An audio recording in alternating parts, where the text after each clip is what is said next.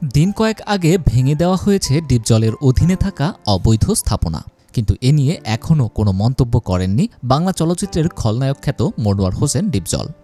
তবে প্রতি বছরের ন্যায় এবারও মাসব্যাপী ইফতার বিতরণী কার্যক্রম চালিয়ে যাচ্ছেন ডিপজল। জুলাই গণ অভ্যুত্থানে বৈষম্য বিরোধী ছাত্রদের পাশে রাজপথে বাংলাদেশ চলচ্চিত্র শিল্পী সমিতির সাধারণ সম্পাদক ও দানবীর অভিনেতা প্রযোজক মনোয়ার হোসেন ডিপজলের পরিবার অর্থ যোগান ও খাবার দিয়ে পাশে থেকেছে।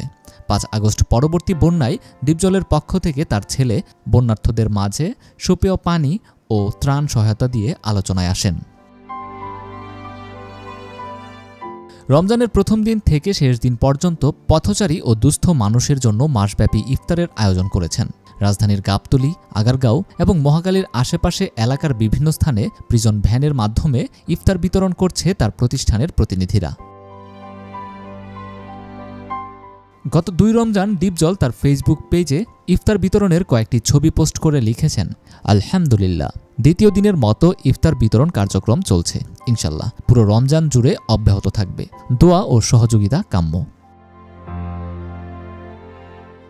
ইফতার বিতরণের ভিডিও তার পেজে আপলোড করা হয়েছে।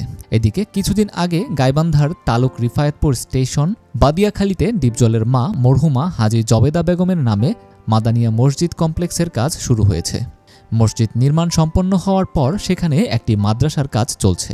মাদ্রাসা পরিচালনার দায়িত্ব পালন করছেন ডিপজল নিজেই। এ ব্যাপারে ডিপজলের ছোট ছেলে দেশ একডোর পরিচালক ফাহিম বলেন, আমরা সবসময় বাবার নির্দেশনায় কাজ করি। অসহায় দুস্থদের পাশে থাকার জন্য আমার প্রয়াত দাদিও আমাদের বলে গেছেন। তাই এ নিয়ে প্রচার করতে পছন্দ করি না।